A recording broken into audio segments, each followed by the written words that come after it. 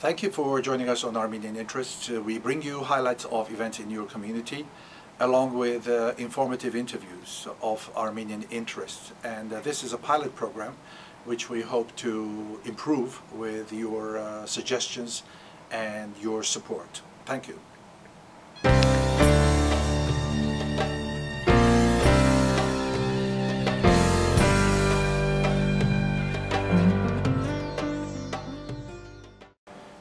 Today we have an interview with Dr. Denis Papazian, a historian and also the Grand Commander of the Knights of Vartan.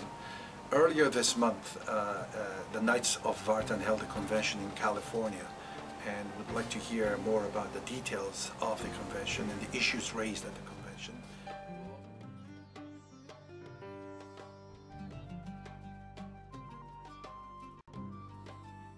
As times have changed, the Armenian community's need has changed, and what we're offering now is not suffering but success. And what we want to do is to build Armenian power. Beautiful. There's a lot of ethnic politics in America, Absolutely. Believe it or not. And these different ethnic groups take care of themselves, and they're not going to take care of you. And sometimes you find that out much to your chagrin when you're out there in politics or in business, when you're passed over. And so I'm saying to the Armenian people, you're very smart people. You've been successful in one generation. We can solidify that success. We can work together. We can stick together. We can grow together. And it's to your benefit and the benefit of your kids. Don't kid yourself.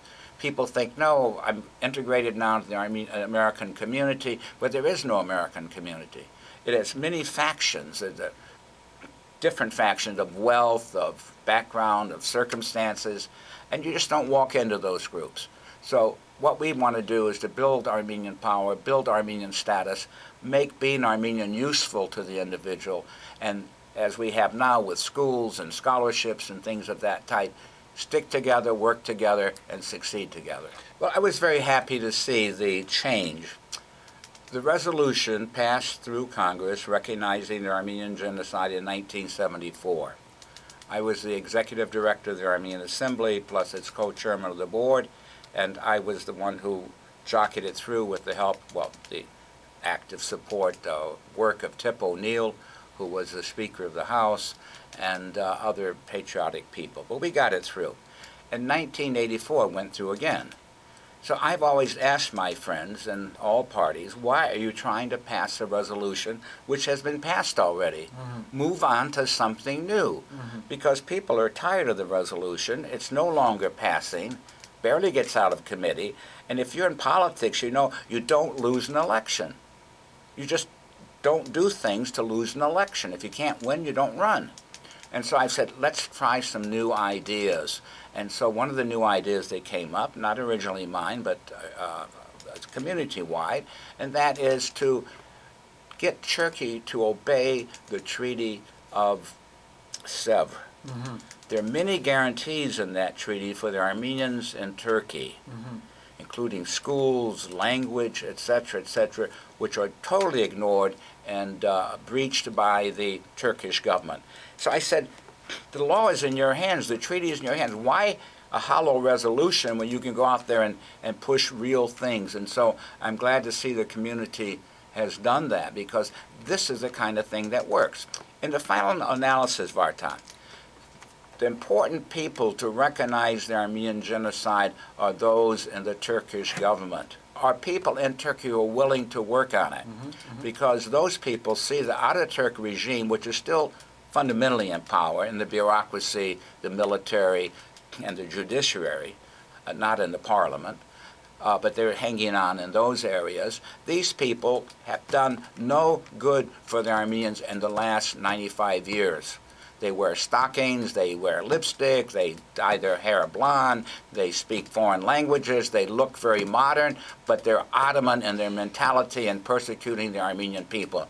And so I want to see that group out. And so do many Turks in Turkey, many Kurds, many Alevis. Many of the minorities are saying, what kind of a system is this in the modern world, in the 21st century? We're still acting in 18th and 19th century ways. And so we want to help those people in Turkey to modernize and perfect Turkish democracy, which then opens up Turkey, and it opens up Turkey for Armenia. Okay. In case of Armenia, there must be security of property and open borders. There has to be competition. The people in Armenia cannot earn a living. If they can't earn a living, they have to leave in order to raise money to send back to support their families who are left in Armenia. And you know very well that millions of dollars are being sent back from Armenians in Russia, and a tremendous amount of money is coming from the United States and other wealthy Armenian communities. But that's only a palliative. Armenia must develop industry and business. Well, I just got an invitation yesterday, but the problem is this: I also got an invitation to go to the conference in Armenia, which is the 19th and 20th, or the 20th and 21st, something like that. So I said I'll stay one day to rest, the 22nd, and fly back on the 23rd. Well, the dinner's the night of the 23rd, so I don't know if I can change my ticket in time to meet the president of Armenia and meet him here in the United States. Only time will tell, but I think I may be able to do that. Well, I just want to say this: if Armenians use as much brain power working within the community as they do working outside of the community would be a great success. People become multimillionaires out there using the best techniques. They come within the community and they get primitive.